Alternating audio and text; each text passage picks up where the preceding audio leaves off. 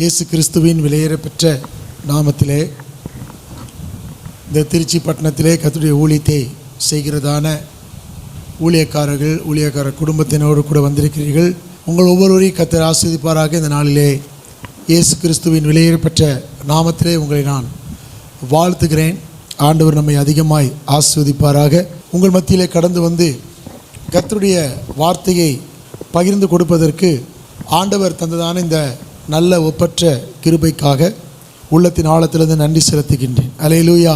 இன்றைக்கு காலையில் எழும்பி அதிகாலையிலே கர்த்தர் சமூகத்தில் ஜெபித்து விட்டு தான் உங்கள் மத்தியில் கடந்து வருவதற்கு ஆண்டவர் உதவி செய்தார். ஜெபம் பண்ணாத ஒரு பிரசங்கத்தை நான் பண்ணுவதில்லை. ஜெபம் பண்ணாமல் பண்ணுகிற பிரசங்கத்தின் மேலே எனக்கு நம்பிக்கை இல்லை. ஜெபம் பண்ணாமல் பிரசங்கம் பண்ணக்கூடிய பிரசங்கியார்களை இதுவரைக்கும் நாங்கள் எங்கள் பலிபீடத்தில் ஏற்றினதும் இல்லை.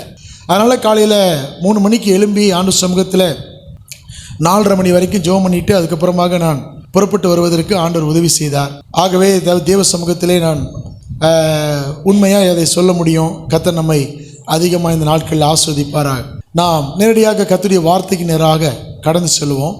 நியாயாதிபதிகள் 16வது அதிகாரம் 6வது வசனம். அப்படியே தெலீலாள் சிம்சோனை பார்த்து, உன் மகா பலம் எதினாலே உண்டாயிருக்கிறது?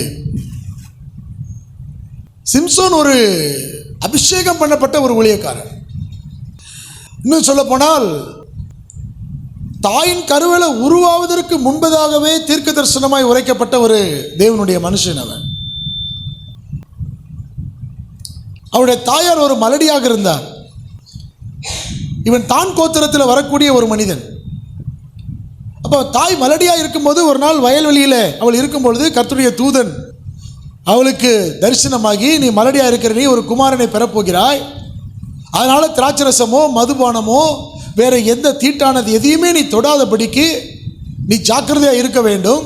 காரணம் என்னவென்றால் நீ வெகு சீக்கிரத்தில் கர்ப்பவதியாக போகிறாய், ஒரு குமாரனை பெறப்போகிறாய். அவன் பெலிஸ்தர் இஸ்ரவேல் ஜனங்களை அடக்கி கொண்டிருக்கிறார்களே, அவர்கள் கையிலிருந்து அவர்களை விடுதலையாக்கக்கூடிய ஒரு இரட்சகனாக பிறக்கப் போகிறான். ஆகவே நீ பிரதிஷ்டையான வாழ்க்கைக்குள் வர வேண்டும். அல்லேலூயா சொல்லுவோம். ஒரு இரட்சகனாக நம்ம மாற வேண்டும். பெலிஸ்தர் கையிலிருந்து இஸ்ரவேல் ஜனங்களை நாம் ரட்சிக்க வேண்டும் என்று தேவனுடைய நோக்கம் நமக்குள் இருக்கும் என்றால், ஆண்டவர் முதலாவது நம்மிடத்தில் எதிர்பார்க்கிற ஒரு காரியம் என்ன தெரியுங்களா? பிரதிஷ்டை. அதுக்கப்புறமா அந்த நேரத்தில் மனோவா கூட இல்லை. மனோவா கூட இல்லாதனால இந்த அம்மா போய் மறுபடியும் சொல்லுது, இப்படி ஒரு நபர் வந்தாங்க சொன்னாங்க அப்படியெல்லாம். அப்புறம் ஒரு நாள் அவங்க 2 பேரும் வயலில் வேலை செஞ்சுட்டு இருக்கும்போது அப்பவும் கூட இல்லை. ரொம்ப விவரமுள்ள ஆளாக இருப்பான் போல இருக்கு. மனைவியை விட்டுட்டு எங்கிட்டோ போய் வேலைக்கு போயிருந்தான். ஆனால் முக்கியமான சம்பவம் நடக்கும் போதெல்லாம் ஐயா வீட்டிலவே இருக்கிறதில்ல. இவன் ஓட்டமாக ஓடி இந்த மாதிரி அன்னைக்கு ஒரு மனுஷன் வந்தான்னு சொன்னால அதே மனுஷன் திரும்ப வந்திருக்காரு, நீங்கள் வாங்கன்னு சொல்லி போய் மனோவாவை கூட்டிகிட்டு வந்தான். அவன் கேட்குறான், அந்த அம்மாட்ட பேசுனது நீங்கள் தானா? ஆமாம். அப்படின்னா அந்த பிள்ளை பிறக்கும்போது அந்த பிள்ளையை எப்படி வளர்க்கணும்னு நீங்கள் எனக்கு சொல்லணும். அந்த தூதனானவர் சொல்கிறாரு, நான் ஸ்திரீக்கு சொன்ன அந்த காரியத்துக்கெல்லாம் விலகி இருக்கணும். அந்த மகன் பிறக்கும்போது அவன் தாயின் வயிற்றில் இருக்கும்போது இருந்தே நசரேயனாக இருப்பான். அவன் தலையின் மேல் சவரகன் கத்தி வரக்கூடாது. அவன் மதுபானத்தை சாப்பிடக்கூடாது, திராட்சை ரசத்தை சாப்பிடக்கூடாது, திராட்சை செடியில் உண்டாகிற எதையும் தொடக்கூடாது, தீட்டான எதையுமே தொடாதபடி அவன் தேவனுக்கென்று நசரேயனாக இருப்பான் என்று அவனை குறித்து தீர்க்க தரிசனம் சொல்லிவிட்டு ஆண்டவர் கடந்து போய்விட்டார். நாட்கள் கடந்தது. சிம்சோன் இந்த பூமியில் பிறந்தான், பிரதிஷ்டையில் வளர்ந்தான், ஆண்டவருடைய காரியங்களில் வளர்ந்தான். அதெல்லாம் நம்ம எல்லாருமே அறிந்தது. இன்றைக்கு நான் உங்களோடு கூட பேசும்படி ஆண்டவர் என்னுடைய இருதயத்தில் சொன்ன ஒரு காரியத்தை உங்களிடத்தில் சொல்லும்படியாக விரும்புகிறேன். இந்த அபிஷேகம் பண்ணப்பட்ட இந்த சிம்சோனை பார்த்து தெலீலாள் கேட்ட ஒரு கேள்வியை தான் இன்றைக்கு நம்ம தியானிக்க போகிறோம். தெலீலாள் என்ன கேட்கிறார் பாருங்க, வாசிங்க யாரா ஒருத்தர். உன் மகா பலம். இவன் ஒரு பயங்கர பலாக்கிரமசாலியா இருக்கிறானே, இவன் எதை தொட்டாலும் விளங்குதே, இவனுக்கு எப்படி இப்படி ஒரு ஸ்ட்ரென்த் வந்துச்சு, எப்படி கிடைச்சது, யாரு கொடுத்தாங்க என்று சிம்சோனுடைய ரகசியத்தை அறிந்து கொள்ள தெலீலாள் முயற்சி எடுக்கிறார். இன்னைக்கு அதை நம்முடைய ஊழியத்தில் கம்பேர் பண்ணி பார்ப்போம். ஆண்டவரால் அழைக்கப்பட்டு, ஆண்டவரால் தெரிந்து கொள்ளப்பட்டு, ஆண்டவரால் அபிஷேகம் பண்ணப்பட்டு, வாக்குத்தத்தம் கொடுத்து அழைக்கப்பட்டு, ஆமே ஸ்தோத்திர கண்ணீரோடு ஒப்பு கொடுத்து வந்து ஊழியத்தை செய்து கொண்டிருக்கிற உங்களையும் என்னையும் இந்த உலகம் என்ன நினைக்க தெரியுமா? உன் மகா பலம் எதில் உண்டாயிருக்கிறது என்று சொல்லு. உன் மகா பலம் எதில் உண்டாயிருக்கிறது என்று. சில காரியம் உலகத்துக்கு புரிய மாட்டேங்குது. ஊழியக்காரனை பத்தின சில ரகசியம் பிசாசுக்கு தெரிய மாட்டேங்குது. உங்களை ஜெபம் பண்றது தடுத்தா பிசாசுக்கு பெரிய லாபம் இல்லை. உங்க வேத வாசிப்பை தடுக்கிறதுனால பிசாசுக்கு பெருத்த லாபம் ஒண்ணும் இல்லை. ஆனா அதெல்லாம் அவன் பயன்படுத்துறான். ஆனா அதை செய்யறதுனால பிசாசுக்கு பெருத்த லாபமே கிடையாது. பிசாசுக்கு பெருத்த லாபம் எங்க இருக்குது தெரியுங்களா? உங்க மேல இருக்கிற மகிமையை எடுத்து போடுறதுல தான் இருக்கு. இன்னைக்கு இந்த உலகம் ஊழியக்காரனா இருக்கிற நம்மை பார்த்து நம்ம பண்ற ஊழியத்தினுடைய வல்லமை எங்கிருந்து வருது, இவங்க எப்படி இப்படி கிரியை செய்யறாங்க, எப்படி இவரால் மட்டும் இப்படி முடியுது, ஜெபம் பண்ணா வெளிப்பாடு உண்டாகுது, ஜெபம் பண்ணா பிசாசு ஓடுது, ஜெபம் பண்ணா கட்டுக்கள் உடையுது, ஜெபம் பண்ணா எல்லாரும் பாவ உணவு அடைகிறாங்க, ஜெபம் பண்ணும் போது அற்புதம் நடக்குது, சரீரத்தில் எல்லா பெரிய வியாதி இருக்கு. சில நேரத்தில் ஆரம்பத்தில் எனக்கு அது புரியல, அப்புறமா புரிஞ்சுக்கிட்டேன். ஒவ்வொரு ஊழியக்காரரை பார்க்கும்போது ஒருத்தர் சொல்லிக்கிடுவாங்க, 250யா, 350யா, 450. நான் ஆரம்பத்தில் என்ன நினச்சேன், பரவாயில்ல பெரிய பெரிய ஊழியக்காரங்களாக இருப்பாங்க போல இருக்கு.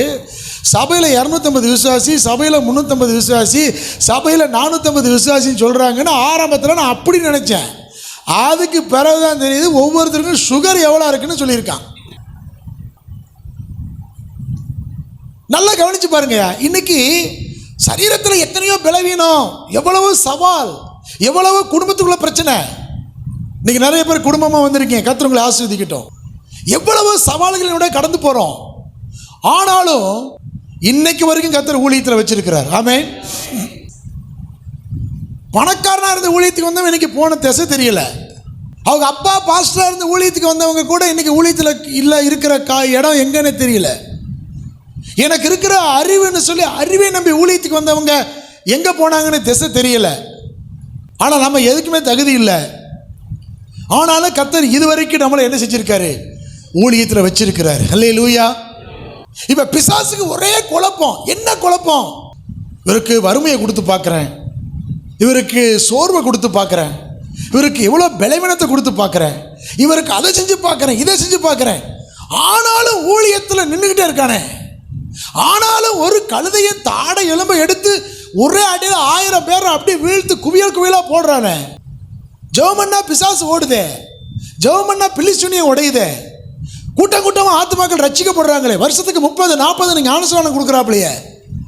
இந்த மனுஷனுடைய பலன் எதில் அடங்கி இருக்குன்னு தெரியலேன்னு பிசாசு நம்ம பலத்தை கண்டுபிடிக்கிறதுக்கு அது ஓயாமல் முயற்சி பண்ணிக்கொண்டே இருக்குது. பக்கத்தில் பார்த்து சொல்லுங்க, வாயை மட்டும் திறந்துடாதீங்க. இந்த உலகம் பார்க்குது. நம்ம அபிஷேகத்தினுடைய ரகசியம் என்னன்னு தெரியணும், நம்ம வல்லமையின் ரகசியம் என்னன்னு தெரியணும். இவன் எப்படி ஒரு சின்ன ஜெபம் பண்றான், பள்ளத்தாக்கு பிளந்து தண்ணி நதியா வருது. நாம 600 அடி பம்ப் அடிச்சு போட்டாலும் தண்ணி வர மாட்டேங்க. இவன் சின்ன ஜெபம் பண்ணாமனா ஆண்டவர் இவனுக்காக பள்ளத்தாக்க திறக்கிறாரு. எப்படி? நம்மளால ஒரு நரியை பிடிக்க முடியல, இவன் 300 நரியை பிடிச்சி அந்த 300 நரிக்கு வாழெல்லாம் கட்டி விட்டு அதில் பந்தத்தை கொளுத்தி விடுறானே. நம்ம முக்கிய பார்க்க ஒரு விசுவாசி கிடைக்க மாட்டேங்குது, இவன் 300 விசுவாசியை கேதர் பண்ணி வாழில் பந்தத்தை கொளுத்தி விடுறானே. அது எப்படி? அது எப்படி? முடிய கொண்டு போய் அந்த நெய்யிற அந்த நெசவில் கட்டினவொன்னே அப்படியே நிலையோட பிடுங்கிட்டு போறானே. எப்படி? ஊழியக்காரனை பற்றி கண்டுபிடிக்கிறதுல உலகத்துக்கு அவ்வளவு ஒரு கியூரியாசிட்டி. என்ன சொல்றது? கியூரியாசிட்டி என்னது? ஆர்வம். இவன் மட்டும் எப்படி இப்படி உடுத்துறான், இவன் முடி மட்டும் எப்படி இப்படி கருப்பாவே இருக்கு, என்ன இவன் எப்படி நல்ல உருளைக்கிழங்கு மாதிரி நல்ல கொழுகள்னு கெளுத்தியா இருக்கானே. நாம டெய்லியும் ஹார்லிக்ஸா கொடுக்குறோம், ஒண்ணுமே வரமாட்டேங்க. ஊழியக்கார பிள்ளைகளை பாருங்க, நல்ல கிழங்கு மாதிரி இருக்காங்களே. பாஸ்டர் பாருங்க, நல்ல கொழுகொழு இருக்காரு. ஆனா நம்ம வீட்டில் இருக்கிற ஆகாரம் அங்க இல்லையே. இவங்க எப்படி? என்ன ரகசியம்? அதுதான் ரகசியம். அல்லேலூயா. உன்னைய திணற வைக்கிறேன் பத்தியா, அதுதான் ரகசியம். இந்த பிசாசு என்ன பண்ணுதுன்னா, ஐயோ குடிசை வீட்டில் குடியிருக்காங்க, வல்லமை வெளிப்படுது, அங்க வந்து ஜெபம் பண்றாங்க, அது அற்புதம் நடக்குது. இது எப்படி? ஒரு காமெடியான ஒரு காரியம் சொல்லிட்டு அடுத்த பதிக்குள்ள போறேன். ஊழியக்காரங்க எப்பவுமே கத்த நம்மள, அது நமக்குன்னே இருக்கிற ஒரு அபிஷேகம். என்ன, நம்ம சபையில் ஆத்துமா இருக்குதோ இல்லையோ, நமக்கு மத்திய பிரதேசம் மட்டும் பாருங்க, தேவ சமூகம் முன்னால போகுதோ இல்லையோ, இவர் நம்மை விட்டு விலகுவதும் இல்லை, நம்மை கைவிடுவதும் இல்லை. நம்ம மண்ணுக்கு போற வரைக்கும் இவர் நம்ம விட்டு விலகவே மாட்டார், நம்மளை விட்டு. ஆனால் நம்ம வீட்டில் போதுமான சாப்பாடு இருக்காது, நம்ம பிள்ளைகளுக்கு போதுமான சாப்பாடு இருக்காது. ஆனால் பிள்ளைகள் பார்த்தீங்கன்னா கொளுத்த கன்றுகளை இது ஊழியக்காரங்களுக்குன்னே கர்த்தர் வச்சிருக்கிற அபிஷேகம். வயிறு எப்போ தெரியுமா உள்ளே போகும்? சபையில் ஆத்மா கூட கூட கூட வயிறு உள்ளே போக ஆரம்பிச்சிடும். அது ஏன்னு உங்களுக்கு ஆத்மாக்களை கொடுக்கும்போது விளங்கும். ஆமென். இன்னைக்கு என்னன்னா, குறைவான ஆத்மாக்கள் தான் வருவாங்க, பெரிய நிறைவாலாம் இருக்காது, ஆனால் நமக்கு சிரித்த முகமாக இருக்கும். ஒரு நாள் எங்கள் வீட்டில் ஒரு அம்மா வந்து, பாஸ்டர் உங்கள் வீட்டில் கொஞ்சம் நேரம் தூங்கிட்டு போகலாம்னு வந்தேன். சரிம்மா தூங்குங்க, எனக்கு உள்ளால நீ அனுப்பாதீங்கன்னா இங்கனையே படுத்துக்கிறோம்னு சும்மா கையை வச்சு வெறுந்தரையில் படுத்துட்டாங்க முன்னால் ரூமில். 4 மணி நேரம் தூங்குனாங்க. தூங்கி முடிச்சுட்டு எந்திரிச்சு போகும்போது சொல்கிறாங்க, இன்றைக்கி தான் பாஸ்டர் நிம்மதியாக தூங்கியிருக்கேன். பாஸ்டர் வீட்டில் வந்து படுத்தா தூங்குனா கூட நிம்மதியாக இருக்குது. எங்கள் வீட்டில் 25,000 ரூபா கட்டில் செஞ்சு போட்டிருக்கோம், அதில் படுத்தா பேய் கனவாக வருது, கெட்ட கெட்ட கனவாக வருது. பாஸ்டர் வீட்டில் வெறும் தரையில் படுத்தாலே நிம்மதியாக 4 மணி நேரம் தூங்கி எந்திரிச்சிருக்கேன். ஊழியக்காரன் வீட்டில் தரையில் படுத்தா கூட நிம்மதி தான்.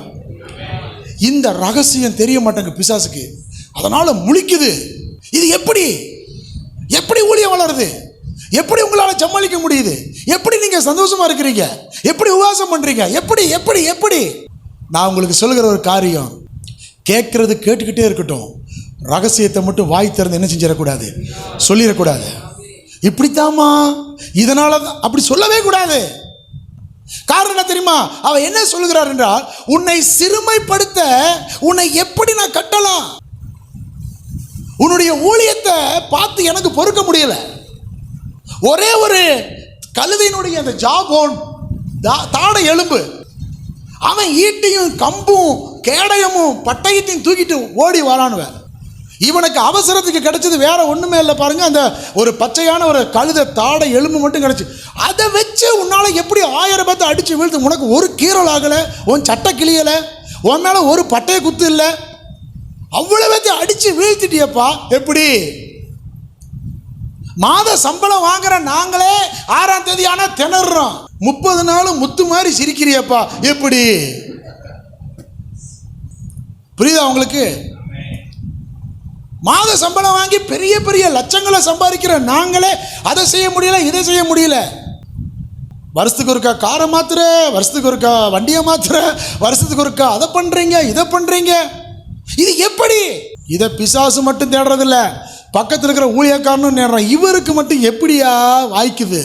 யாரு கேட்டாலும் சரி வாயை திறந்துடாதீங்க. நீங்க வாயை திறக்காத வரைக்கும் நீங்க தொடர்ந்து ஊழியத்தை செய்துகிட்டே இருக்கலாம். என்றைக்கு வாயை திறந்து இதுதான் இப்படித்தான் சொல்றீங்களோ அன்னைக்கு விழுகுது நம்முடைய வீழ்ச்சி. இவன் வந்து ஆர்வத்தில் கேட்கல, இவன் வந்து பாசத்தில் கேட்கல, இவன் கேட்கறதுக்கு ஒரு உள்நோக்கம் உண்டு. என்ன தெரியுமா? பெலிஸ்தருடைய ஒவ்வொரு அதிபதியும் 1100 வெள்ளிக்காசு உனக்கு தரேன், அவன் ரகசியத்தை கண்டுபிடிச்சி சொல்லுன்னு சொல்லி ஸ்பையா வேலை செய்யறா. தெரியல இவன் பிறந்த பிறப்பு என்ன, இவனுடைய அழைப்பு என்ன, உன்னை கர்த்தர் குறித்து சொன்ன தீர்க்க தரிசனம் என்ன? இஸ்ரவேல் ஜனங்களை பெலிஸ்தர் அடித்து நொறுக்கி அடிமை கொள்றாங்க, என் ஜனத்துடைய கண்ணீரை பார்த்து நீ அவங்களை காப்பாற்று என்று அவனை அழைத்து விட்ட அந்த அழைப்பு இன்னைக்கு தெலீலாள் மடியில தூங்கிட்டு இருக்கு. அழைப்பு காசாவுக்கு பக்கத்தில் குடியிருக்கிற ஒரு வேசியின் வீட்டில் தூங்கிட்டு இருக்கு. அழைப்பு தனக்கு இருக்கிற பலத்தை எல்லாரும் அறியணும்னு சொல்லி நிலக்கதவை பிடிங்கிக்கிட்டு நைட்டு 12 மணிக்கு மலையில ஏறுது மேல. யாருக்கு பிரயோஜனம்? யாருக்கு பிரயோஜனம்? ஒரு காலத்தில் கர்த்தர் நம்மை அழைத்தார். அந்த அழைத்த நாளை நினைச்சு பாருங்க. நம்ம அழைக்கப்பட்ட விதம் எப்படி, நம்ம ரட்சிக்கப்பட்ட அந்த நாள் எப்படி. ஒரு நாள் ஞானஸ்நானம் பெற்று கரையேறும் போது நமக்குள்ள இருந்த அந்த தீர்மானங்கள் எப்படி இருந்தது? இன்றைக்கு அழைப்பை மறந்தாச்சு, நோக்கத்தை மறந்தாச்சு, எல்லாவற்றையும் மறந்து இன்றைக்கு எந்த கூட்டத்தை அழிக்கிறதுக்காக ஆண்டவர் அவனை அனுப்புனானோ அங்கிருந்து பொண்ணு எடுக்கிறான். ஒருவேளை அவர்களை அழிப்பதற்கு முகாந்தரம் உண்டாகும்படி அந்த காரியம் கர்த்தரால் உண்டாயிருக்கிறது என்று வேதவசனம் சொன்னாலும் கூட அந்த காரியம் ஜெயமா முடியலையே. அந்த காரியம் ஜெயமாய் முடிந்திருந்து நீ பெலிஸ்தரை இஸ்ரவேலின் மேல் அதிகாரிகளாக இராதபடி ஒழித்து போட்டிருந்தால் நீ பெலிஸ்தர்ல பெண் எடுத்தது தேவ சித்தம்னு நம்ம கண்டுபிடிச்சிருக்கலாம். அது தேவனுடைய செயலாக இருந்தது என்று வேதவசனம் சொன்னாலும் அது ஜெயத்தில் முடியலையே. ஆண்டவர் எடுக்கிற எந்த காரியம் தோல்வியில் முடியாது. திம்னாத்துக்கு போகிற வழியில் அங்கே ஒரு பெலிஸ்த தேசத்தில் ஒரு பெண்ணை கண்டு அம்மாட்ட வந்து சொல்கிறான், எனக்கு நான் ஒரு பெண்ணை பார்த்துருக்கேன், அவளை கட்டி முடிக்கணும். அவன் கேட்குறாங்க, ஏப்பா இஸ்ரவேல் கோத்திரத்தில் உனக்கு பெண் இல்லையா? பென்யமீன் கோத்திரத்தில் பெண் இல்லையா? நீ தான் கோத்திரம் 11 கோத்திரம் இருக்க, இந்த 11 கோத்திரத்தில் இல்லாத பெண்ணா பெலிஸ்தரில் போய் எடுக்கிற? அவன் சொன்ன காரணம் என்ன தெரியுமா? அவள் என் கண்களுக்கு, அவன் நல்லா ஜெபிக்கிறவன்னு சொன்னா கூட நம்ம எல்லாருமே போய் கட்டி வச்சுட்டு வந்துடலாம். ஜெபிக்கிறவளா இருக்கா, அவளை கட்டிக்கலாம் அப்படின்னா கூட பரவாயில்ல. இல்லை ஒரு ஊழியக்காரருடைய பிள்ளையா இருக்கிறா, அதனால கட்டிக்கலாம், ஊழியத்தை பற்றி தெரியும்னு சொன்னா கூட ஏதோ கன்சிடர் பண்ணி ஃபோன் பண்ணி பேசலாம். என் கண்களுக்கு பிரியமான, முதல்ல அவன் வாழ்க்கையில் வந்தது கண்களின் இச்சை. முதல்ல பிசாசு அங்கதான் கை வச்சான் பாருங்க, கண்களின் இச்சை. என் கண்ணுக்கு பிரியமானவள், அவ கண்ணு மயிலு மாதிரி இருக்கு, காது குயிலு மாதிரி இருக்கு, மூக்கு குரங்கு மாதிரி இருக்கு, என்னென்னமோ. இன்னைக்கு வந்து பெண் பார்க்கறது கூட பாருங்க, அபிஷேகத்தை வச்சோ, அழைப்பை வச்சோ, தீர்மானத்தை வச்சோ, ஜெபிக்கிறத வச்சோ அப்படியெல்லாம் பார்க்கறது இல்லை. என் கண்களுக்கு இன்பமானவள், கண்களுக்கு இன்பமானவள்னு நீ கண்டுபிடிச்சின்னா அதை மற்றவனை அப்படி தானே கண்டுபிடிக்கிறான். அப்புறம் உனக்கு எதுக்கு பிரதிஷ்டை? அப்புறம் நமக்கு எதுக்கு அபிஷேகம்? நம்முடைய அழைப்பை விட்டு வெளியே நம்மளை கொண்டு போகிறதுக்கு பிசாசு கொண்டு இருக்கிற முதல் ஆயுதம் என்ன தெரியுங்களா? இந்த கண்களின் இச்சை. உங்க மேல இருக்கிற அபிஷேகத்தை பாசு சொன்ன மாதிரி பிசாசால அழிக்கவே முடியாது. நம்மளுடைய ஊழியத்தை பிசாசால அழிக்கவே முடியாது. நம்முடைய ஜெப வாழ்க்கையை பிசாசால அழிக்கவே முடியாது. நம்மை குறித்து தேவன் வைத்திருக்கிற நோக்கத்தையும் பிசாசால அழிக்கவே முடியாது. ஆனா நம்ம ஊழியத்தை அழிக்க முடியும். எப்படி தெரியுமா? நீங்களா அழிச்சுக்கிட்டா தான் உண்டு. தேவன் உங்கள் மேல் வைத்திருக்கிற நோக்கத்தை பிசாசு அல்ல, நாம அழித்து கொண்டாதான் உண்டு. இன்னைக்கு காலையில் பஸ்ஸில் வரும்போது அந்த 4 அதிகாரத்தை படிச்சுட்டே வந்தேன். 13லேருந்து 16 வரைக்கும் ஃபுல்லாக சிம்சனுடைய வாழ்க்கை தான் படிச்சுட்டே தான் வந்தேன். என்னாகம 22, 23, 24 மூணையும் படிச்சுட்டே தான் வந்தேன்.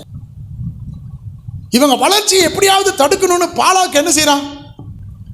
மந்திரத்தை கூப்பிட்டு ஏதாவது செஞ்சு ஏதாவது சொல்லுங்கய்யா, இவன் வளர்றது எனக்கு பிடிக்கல, இவன் நல்லா இருக்கிறது எனக்கு பிடிக்கல, இவன் பெரும் கூட்டமாக மாறுறான் பிடிக்கல, இவனை எப்படியாவது கெடுத்துடணும், இவனோட வளர்ச்சியை தடுத்துடணும். பிள்ளையான் வந்து மேல இருந்து பார்க்குறான், நல்லா இருக்க மாட்டேன்னு சொல்றதுக்கு தான் வாய் எடுக்கிறான். நல்லா இருப்ப அப்படின்னு வருது வார்த்தை. இது என்னடா இப்படி வந்துருச்சு? அப்புறம் நீ ஒண்ணுமில்லாம போவ அப்படின்னு சொல்றதுக்கு வாய் வருது. நீ ஒன்னா இருப்ப அப்படின்னு வருது வார்த்தை. எதெல்லாம் சபிக்கணும்னு வருதோ அப்படியே ஆசீர்வாதமா மாறுது வார்த்தை எல்லாம். அப்படின்னு என்ன தெரியுமா அர்த்தம்? உங்களையும் என்னையும் எந்த மந்திரங்கள் சபிக்க நினைச்சாலும் சபிக்க முடியாது. ஹல்லேலூயா. எந்த தந்திரங்கள் செஞ்சு முடக்கணும்னு நினைச்சாலும் முடக்க முடியாது. ஒரு வழியாக தான் வாரான். ஓடுறத பார்த்தீங்கன்னா 7 வழி. அப்படின்னா என்ன தெரியுமா அர்த்தம்? வர்றதுக்கு ஒரு வழி தெரியுது, ஓடும்போது தெரியறதெல்லாம் வழிதான். அப்படித்தான் ஓடுறாங்க, அதான் 7 வழி. அப்படின்னா என்ன அர்த்தம்? அது ஒரு வழி தானே இருக்கு, இதுல எங்க இருக்கு 7 வழி? அப்ப 7 வழியா ஓடுறாங்கன்னு என்ன அர்த்தம்? ஒருத்தன் காம்பவுண்ட் மேலே ஏறி ஓடி இருப்பான், ஒருத்தன் அவன் காலை பிடிச்சிட்டு ஏறி ஓடி இருப்பான், ஒருத்தன் கிட்ட பாஞ்சிருப்பான். 7 வழியா ஓடுறாங்கன்னா வழி தெரியாம ஓடிடுவாங்கன்னு அர்த்தம். அல்லேலூயா. சாபத்தினால நம்மளை கட்டுப்படுத்த முடியாது, மந்திரத்தினால நம்மளை கட்டுப்படுத்த முடியாது. அப்புறம் இங்க இருந்து பாருங்க, அதை பார்த்தீங்கன்னா நீங்க சபிச்சிடலாம். அந்த கடையாந்தரத்தை பார்க்குறான். கடையாந்தரத்தை பார்த்தா பிலேயாம் கண்ணுக்கு என்ன தெரியுது? கோத்திரங்களின் படி குடியேறி இருக்காங்களாம், கோத்திரங்களின் படி லைனா இருக்காங்களாம். நம்ம எவ்வளோ ஆர்டரா உட்காந்துருக்கோம் பாருங்க, எவ்வளோ ஆர்டரா உட்காந்துருக்கோம். இது நல்ல யூதா கோத்திரம் போல இருக்கு, இது நல்ல பென்யமீன் கோத்திரம் போல இருக்கு, இது நல்ல இசக்கார் கோத்திரம் போல இருக்கு. இந்த அங்கே ஒரு கோத்திரம் தனியாக புலம்பிட்டு இருக்கு, என்னன்னு தெரியல. ஒரு ஆர்டர் பார்க்குறான், ஒரு டிசிப்ளினான லைஃப் இருக்கு இவங்க கிட்ட. கண்ணாப்பினால உட்காரல, நல்லா உட்காந்துருக்காங்க, நல்லா குடியேறி இருக்காங்க. அங்கேயும் ஆசீர்வதிக்கிறான். கடைசியில் எல்லாம் ஆசீர்வதிச்சுட்டு கடைசியில் போகும்போது சொல்லிட்டு போகிறான், கர்த்தர் இவங்களை ஆசீர்வதிக்கிறாரு, யாராலும் இவங்களை என்ன செய்ய முடியாது, தடுக்க முடியாது. கர்த்தர் நம்மை நீதிமான்னு சொல்லும்போது யார் நம்மை துன்மார்க்கன்னு சொல்ல முடியும்? ஆனால் அவன் பிழையாம் போகும்போது சொல்லிட்டு போனான். என்ன தெரியுமா சொல்லிட்டு போனான்? இவங்களை யாராலும் அழிக்க முடியாது, அவங்கள அழிச்சுக்கிட்டாதான் உண்டு. அடுத்த அதிகாரமே வாசித்து பாருங்க. இஸ்ரவேல் ஜனங்கள் மோவாபியரோடு வேசித்தனம் பண்ணினார்கள். ஒரே நாளில் 23,000 பேர் செத்து போனான். ஒரு மந்திரவாதினால் சபிக்கப்பட முடியாத கூட்டம் தனக்குத்தானே வினை வச்சுக்கிச்சு. ஒரு மந்திரவாதினால் மேற்கொள்ள முடியாத கூட்டம் ஒரே நாளில் 23,000 பேர் செத்து போச்சு.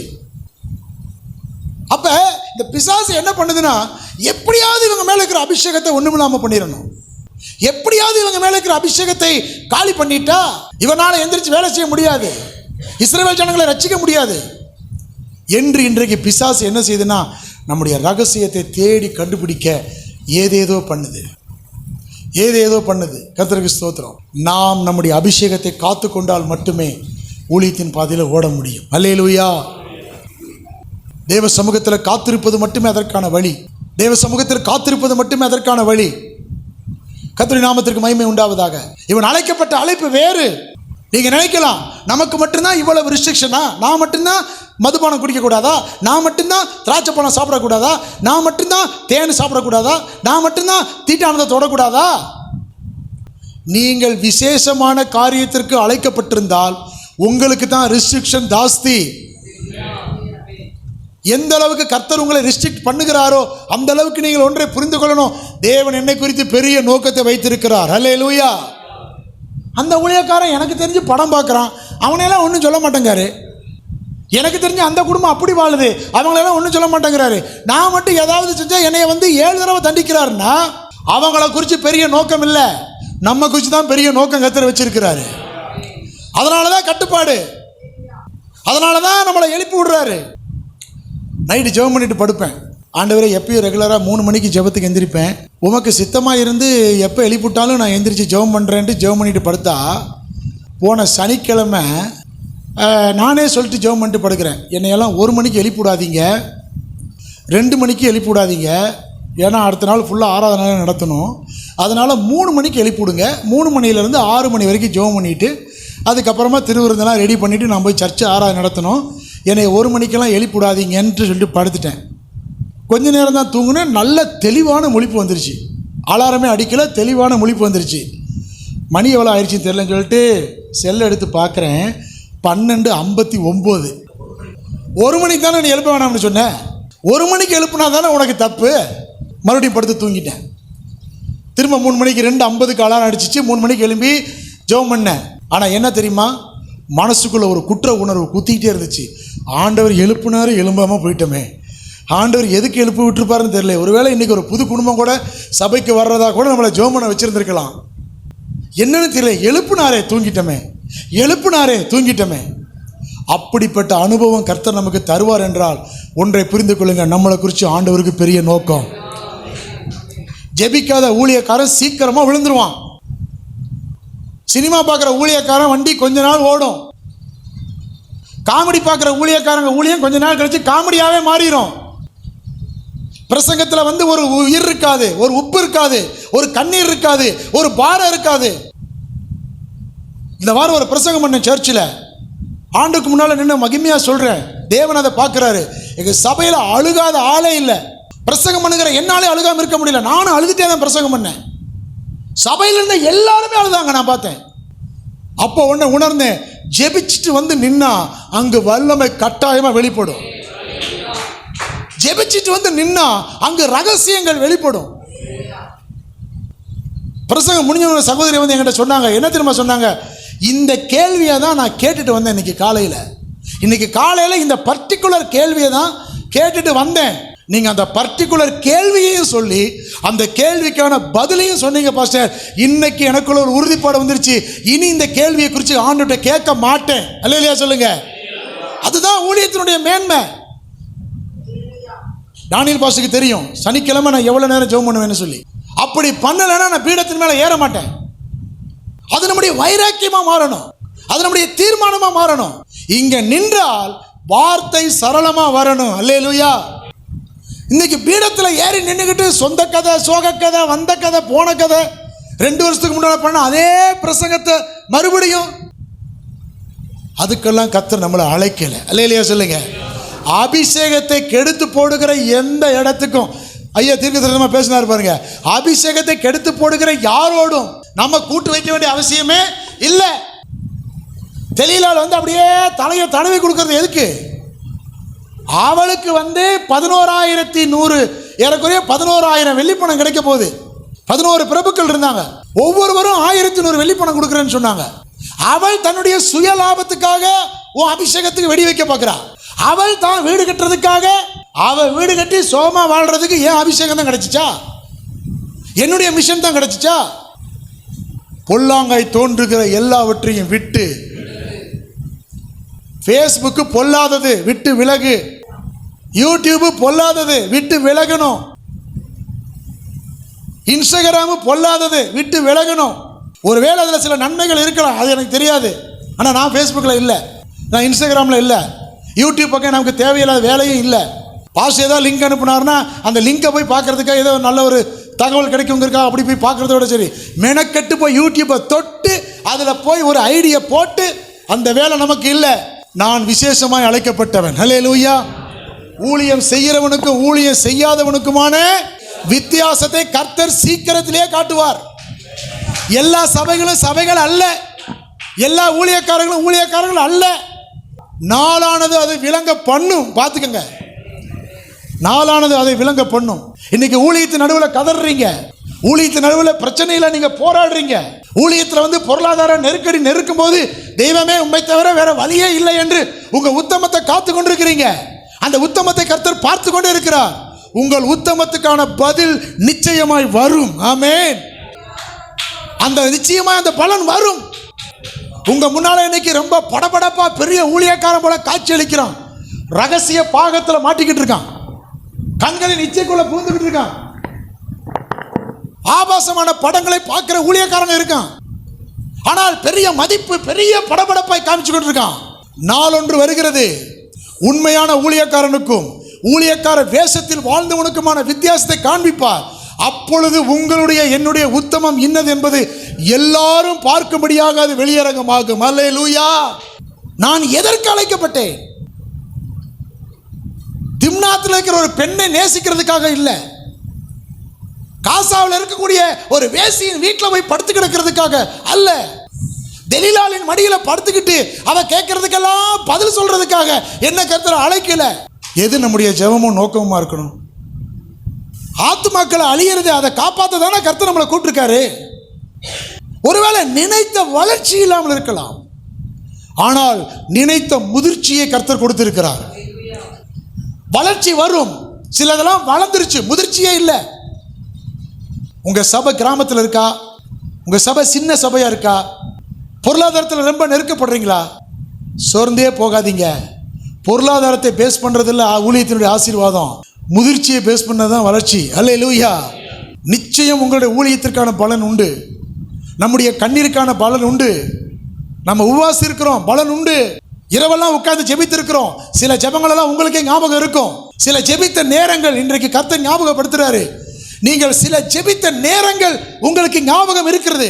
இப்படியெல்லாம் ஜெபித்தன எனக்கு இன்னும் பலன் வரலையே என்று நிறைய பேர் இன்னைக்கு இங்க உட்கார்ந்து யோசித்து கொண்டு இருக்கிறீங்க. இந்த பகல் நேரத்தில் கர்த்தர் தீர்க்க தரிசனமாய் பேசுகிறார். ஜெபித்த ஜெபத்தை நீ மறந்து விட்டாய், ஜெபத்தை கேட்ட நான் இன்னும் மறக்கவே இல்லை. கட்டாயம் ஜெபத்திற்கான பதிலை தருவேன். ஜெபத்திற்கான பதிலை எனக்கெல்லாம் நல்ல ஞாபகம். சில ஜெப நேரங்கள், ஜெபம் பண்ணும்போது உட்கார்ந்திருந்த பொசிஷன், ஜெபம் பண்ணும்போது இருந்த சூழ்நிலை, கண்ணுக்கு முன்னால இருந்த அந்த மரம், அது கூட எனக்கு இன்னும் ஞாபகத்தில் இருக்கு.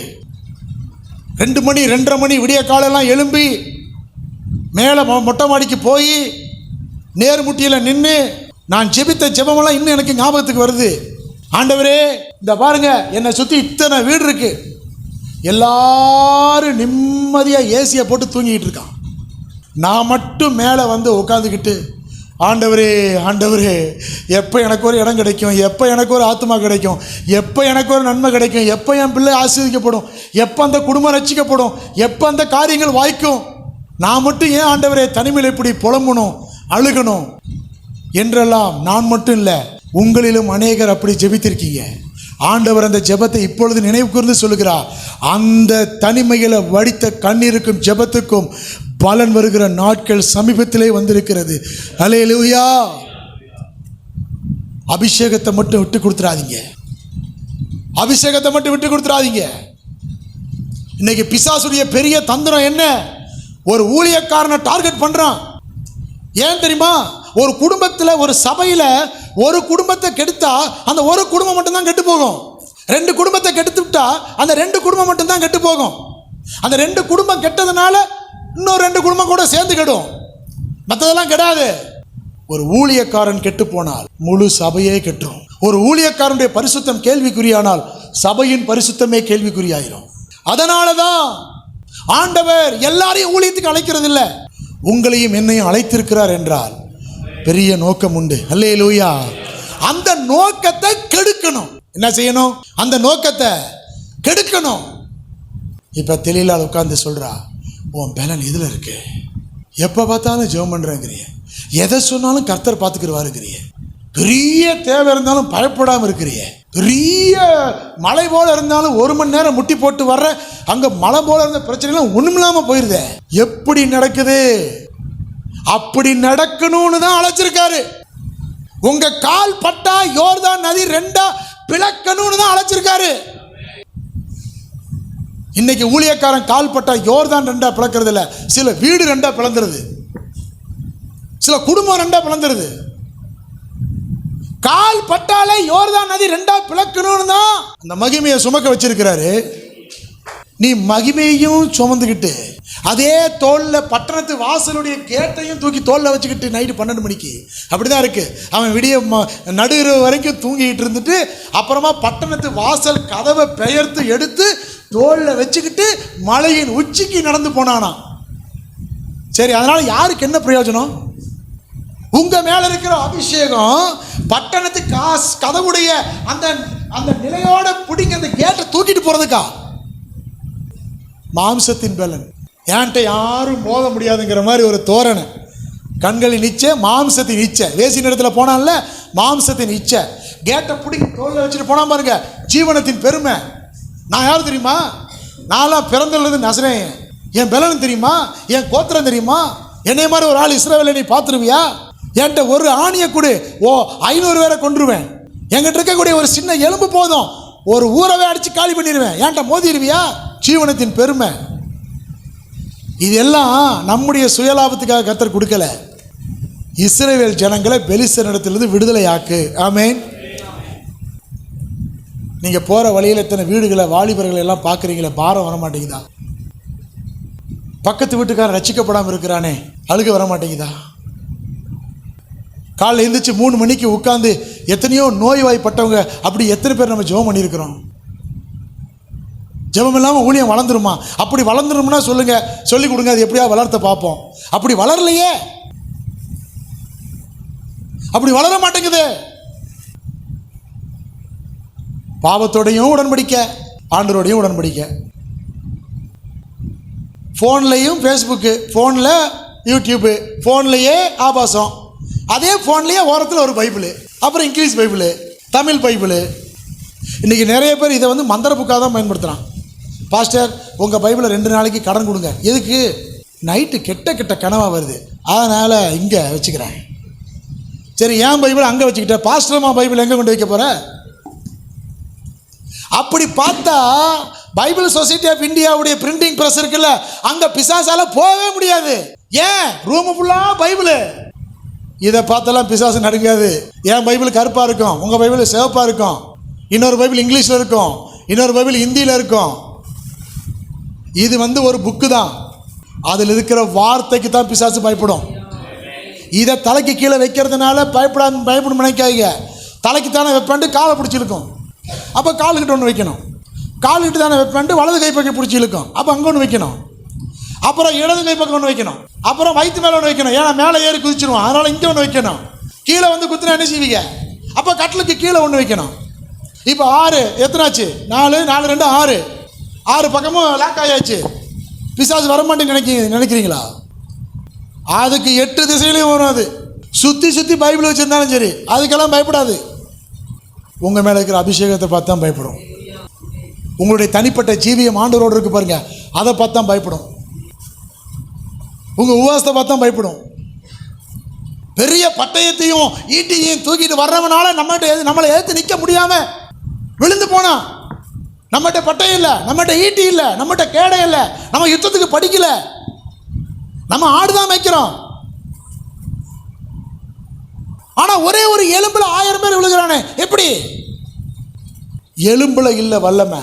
அபிஷேகம் பண்ணப்பட்டவன் கையில ஒரு டிஷ்யூ பேப்பர் கிடைச்சா கூட இதை வச்சு 10,000 பேர் சாவான். டிஷ்யூ பேப்பர் அல்ல விஷயம், அது யாரு கையில இருக்குதுங்கிறத பொறுத்து தான். அப்படிப்பட்ட ஊழியக்காரங்களா மாறுவோம். வசதி வாய்ப்போடு இருக்கிற ஊழியக்காரங்களை குறிக்கோளா வைக்காதீங்க. உங்களுக்கு அப்படி வசதியை கொடுத்தா ஆண்டவர் கொடுப்பாரு, வாங்கிக்கங்க. ஆனால் வசதியோடு வாழக்கூடிய ஊழியக்காரனை உங்களுடைய ரோல் மாடலாக வைக்காதீங்க. அரண்மனையில் வாழ்கிற பூனைக்கும் கிராமத்தில் குடிசையில் வாழ்கிற பூனைக்கும் வித்தியாசம் இருக்கு. என்ன வித்தியாசம் தெரியுமா? கிராமத்தில் ஒரு குடிசையில் இருக்கு பாருங்க பூனை, எலியை பார்த்தா ஒரே பிடியாக பிடிச்சிரும். அரண்மனையில் வாழுது பாருங்க பூனை, அதுக்கு எலியை பார்த்தா பயந்து ஓடிடும். ஏன்னா அதுக்கு எலி பிடிச்சி பழக்கம் இல்லை, அதுக்கு பாலும் பழமும் கைகளில் ஏந்தி அப்படி பழக்கியிருக்காங்க. அதனால் அதுக்கு எலி பிடிக்க தெரியாது. அரண்மனை பூனைக்கு உபவாசம் பண்ண தெரியாது. ஆனால் நமக்கு பல நேரம் உபவாசமே தான் வாழ்க்கை. ஊழியத்தில் இருக்கிற பாடுகள், ஊழியத்தில் இருக்கிற கஷ்டங்கள், ஊழியத்தில் வருகிற வறுமை, எதை குறித்தும் பயப்படாதீங்க. வசதியான இருக்கிற ஊழியக்காரனை கர்த்தர் வல்லமையா பயன்படுத்துறாருன்னு மாய தோற்றம் நம்பாதீங்க. நீங்க படுகிற உபத்திரவத்திற்கு பல மடங்கு கர்த்தர் உங்களை வல்லமையா வச்சிருக்காரு. அவங்க கிட்ட ஜெபமும் கிடையாது, அவங்க கிட்ட தரிசனமும் கிடையாது. உங்களையும் என்னையும் நம்பி தான் கர்த்தர் அழைச்சிருக்கிறார். அல்லேலூயா சொல்லுங்க. இன்னொரு முறை நீங்கள் பிறந்த குடும்பத்தில் நீங்கள் மறுபடியும் பிறக்க போகிறது இல்லை. இன்னொரு முறை இதே திருச்சி மாவட்டத்தில் நீங்க பிறக்க போகிறது இல்லை. இன்னொரு முறை நீங்கள் வாழ்ந்து கொண்டிருக்கிற கிராமத்தில் ஊழியக்காரராக நீங்க அப்பாயின்ட் பண்ணப்பட போகிறது இல்லை. நம்மில் அநேகர் வாழ்க்கையில பாதியை கடந்துட்டோம். நம்மில் அநேகர் வாழ்க்கையில 3/4 பாகத்தை கடந்துட்டோம். கொஞ்ச காலம் வாழ போறோம். அழைச்சவருக்கு உண்மையா ஊழியம் செஞ்சுட்டு குற்றம் இல்லாதவர்களா போய் ஆண்டவர் முன்னால நிற்க ஆண்டவர் நமக்கு உதவி செய்வாராக.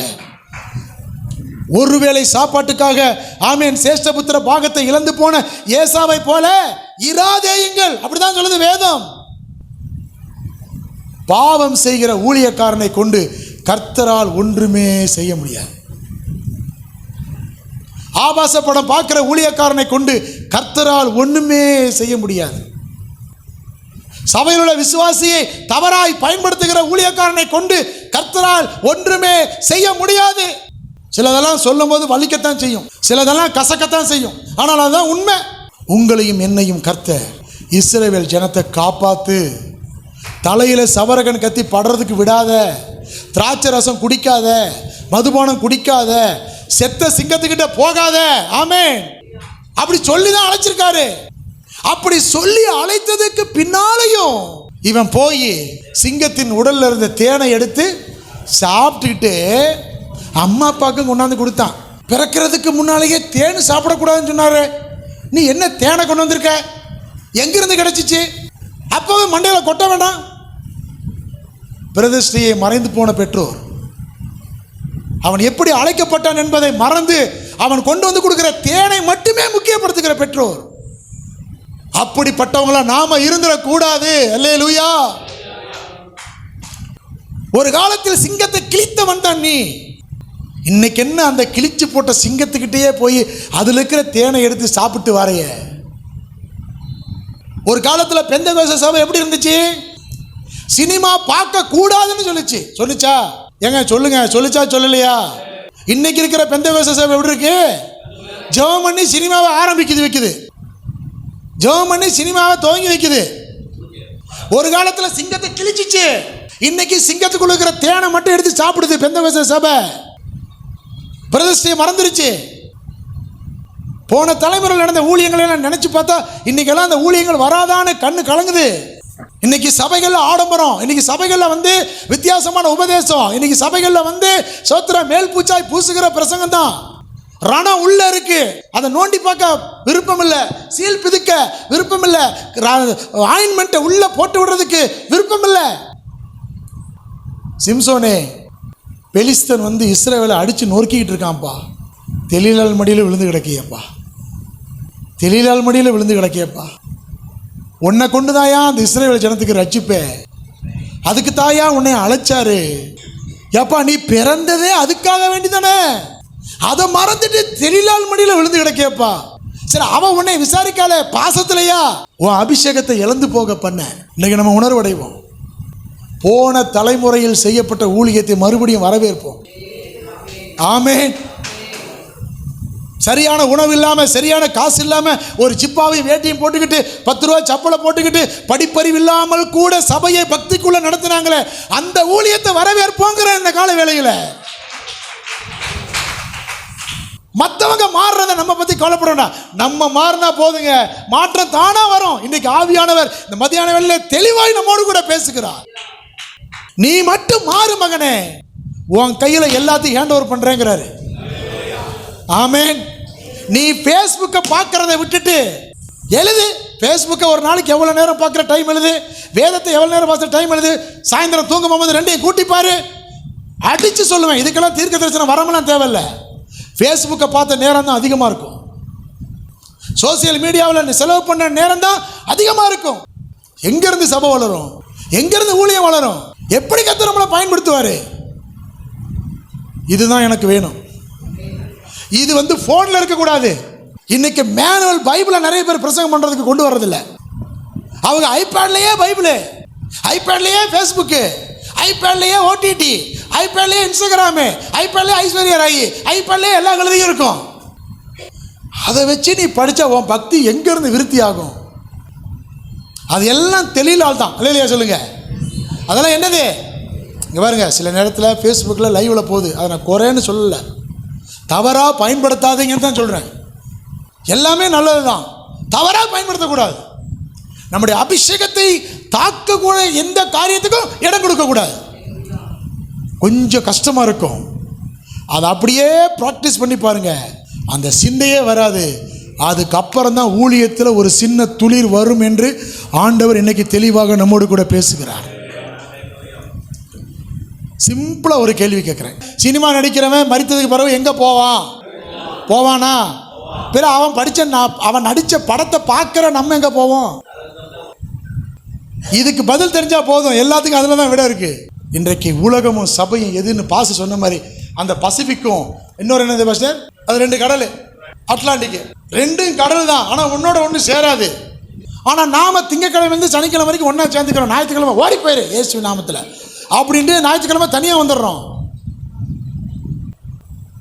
என்றைக்கு தேவையில்லாத இடத்துக்கு போகாமல் இருக்கிறோமோ நம்ம மிஷன் நடந்துக்கிட்டே இருக்கும். ஹல்லேலூயா. நம்ம மிஷன் நடந்துக்கிட்டே இருக்கும். கஷ்டம் வரும், சின்ன ஜெபம் பண்ணுவீங்க. ஒரு மனுஷனுக்கு தாகம் தீர்க்கிறதுக்கு தான் பள்ளத்தாக்கே பிளந்தாராம். அவன் பள்ளத்தாக்கில் இருந்து அவ்வளோ தண்ணியமாக குடித்தான்.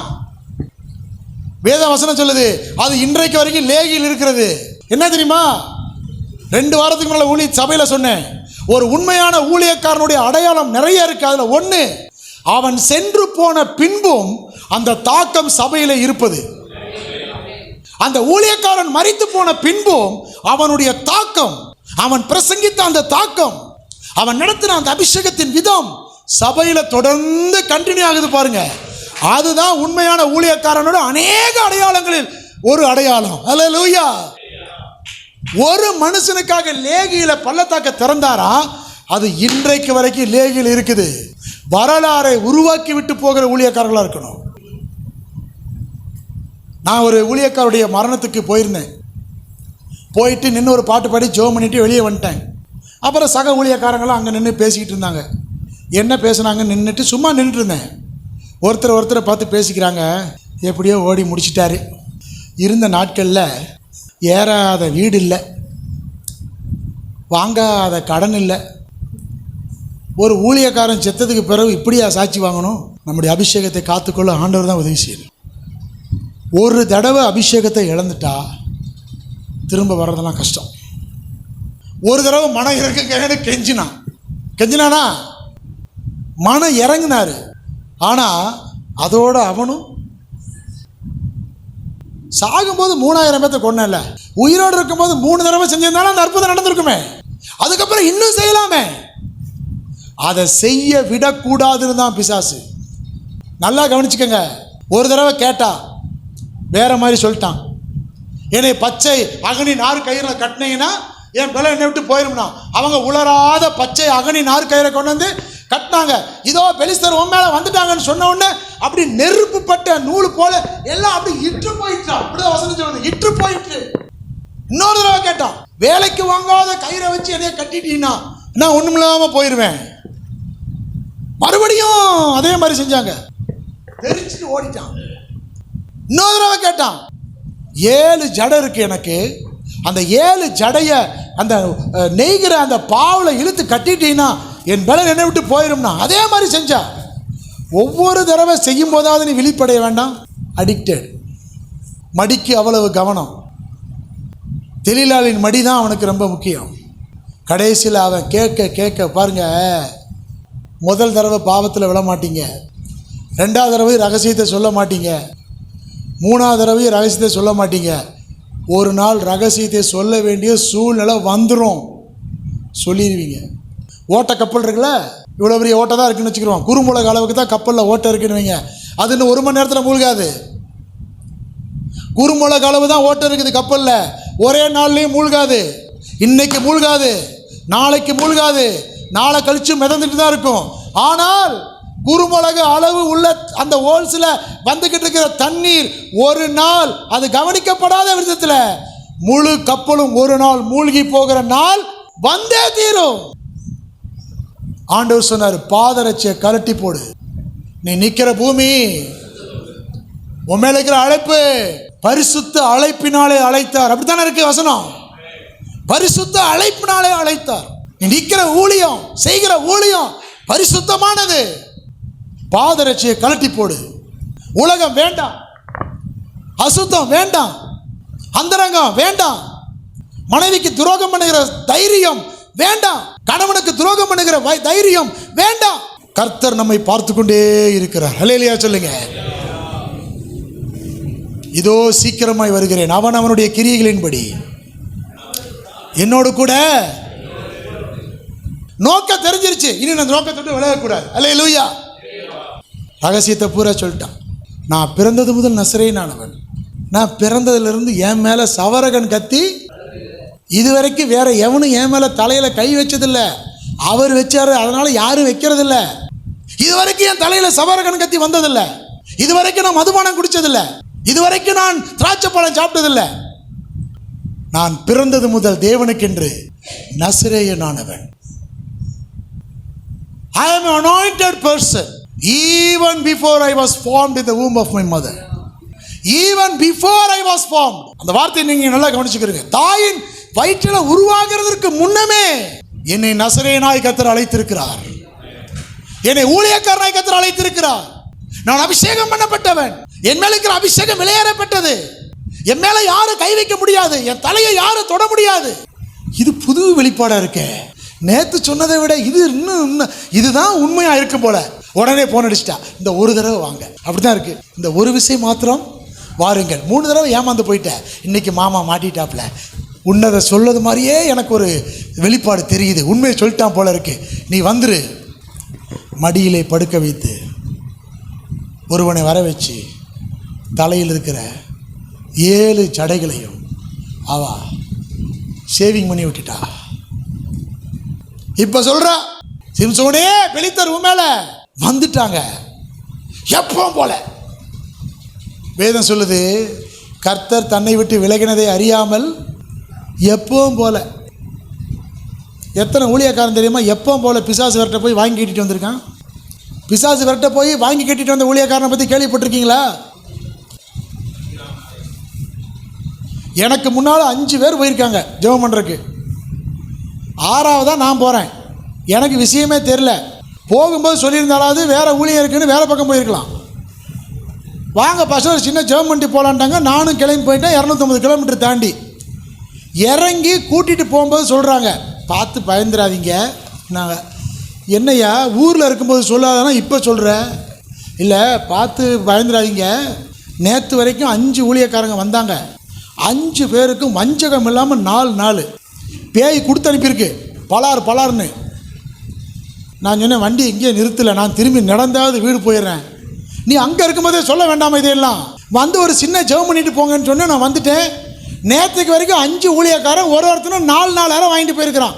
பாருங்கள், பிசாசு கூட தெரியுது. வஞ்சகம் இல்லாமல் 3 கொடுக்காம எல்லாருக்கும் 1க்கு 4 கொடுத்தா 5 பேருக்கும் 4 நாள் வாங்கிட்டு போயிருக்கான். இன்னும் தேய்ச்சிக்கிட்டு இருக்கிறான். நான் சொன்னேன், போகலாம் விடு வண்டியை. அங்கே போய் முட்டி போட்டு ஜெபிச்ச உடனே அழுதுச்சு. ஏன் அழுகிற? பேரெல்லாம் சொல்லிச்சு. நான் சொன்னேன், ஏசு யாருன்னு தெரியுமான்னு. தெரியும். அவர் யார்? அவர் இம்மானுவேல் ஆடிடுச்சு. சரி, அவர் இம்மானுவேல். நான் யாருன்னு தெரியுமா? அது சொல்லிச்சு. தெரியும். நான் யார்? நீ அவரோட மகன். அவர் உனக்குள்ளே இருக்கிறாரு. அதனால தான் இப்போ உன்னை ஒன்றும் செய்ய முடியல. அந்த பேய் சொல்லுது, அவர் உனக்குள்ளே இருக்கிறத நான் பார்க்குறேன், அதனால தான் உன்னை ஒன்றும் செய்ய முடியல. இல்லைன்னா நேற்றுக்கு வந்தவனுக்கு 4, உனக்கு 2 சேர்த்து கொடுக்கலாம்னு தான் இருந்தேன். இவங்க ஃபோன் பண்ணி பேசும்போதெல்லாம் கேட்டுக்கிட்டு தான் இருந்தேன், வரட்டும்னு தான் இருந்தேன். வந்ததுக்கு பிறகு தான் தெரியுது உன் பக்கத்தில் என்னால் வர முடியல. கடைசியில் பார்த்தீங்கன்னா ஜெபம் பண்ணி விழுந்து ஓடியே போச்சு. நான் என்ன சொல்ல வாரம்னா, கர்த்தர் தன்னை விட்டு விலகினதை கூட ஐயா சொன்ன மாதிரி சவுலை விட்டு கிருபை விலகினதுக்கு அப்புறமும் அவன் ராஜாவா தான் இருந்தான். இங்க பாருங்க, இயேசு விலகினதுக்கு அப்புறமும் நீங்க ரெவரண்டா இருக்கலாம். இயேசு உங்க கூட இல்லாமலேயே நீங்க பிஷப்பா இருக்கலாம். இயேசு உங்களோட இல்லாமலேயே நீங்க என்னமுமா இருக்கலாம்.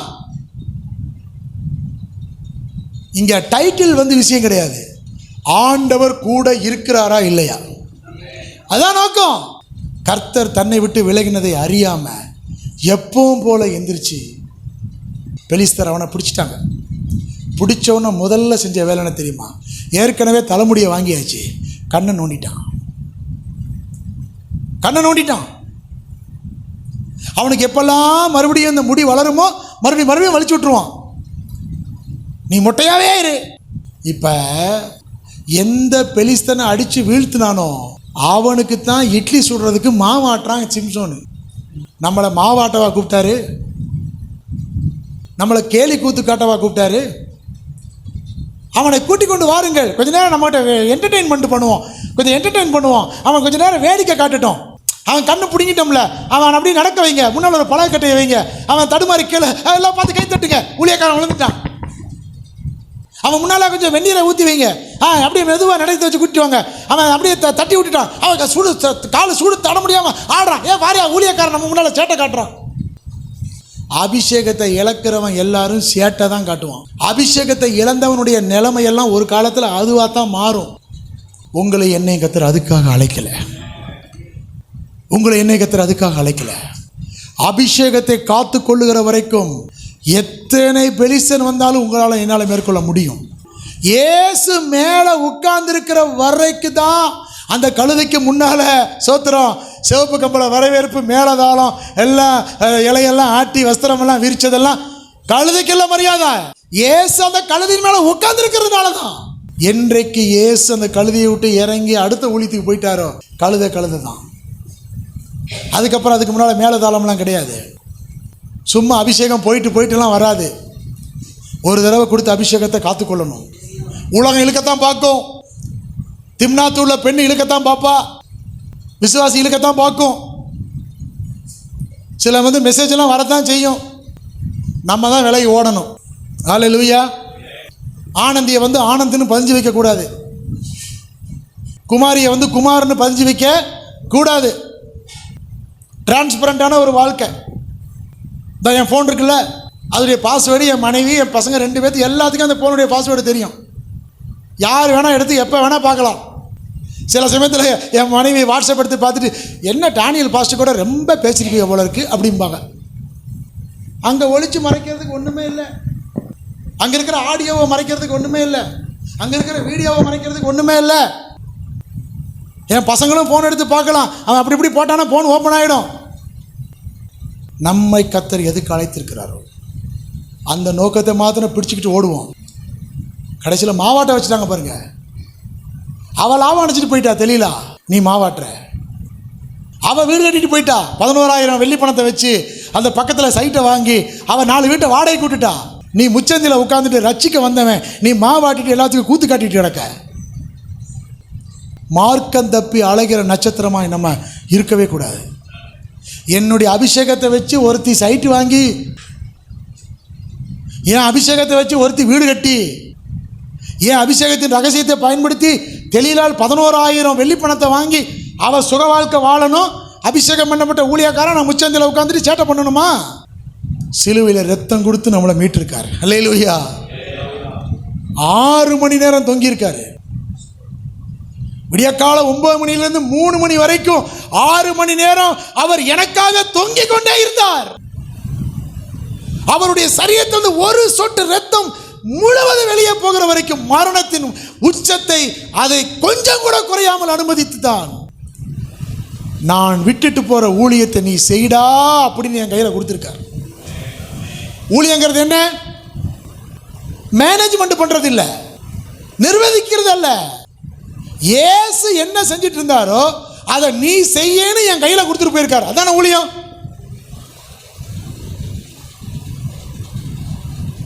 அந்த ஊழியத்தை அழைத்த ஆண்டவருக்கு நம்மளால துரோகம் பண்ண முடியுமா? அவரை மறுபடியும் அழுக வைக்க முடியுமா?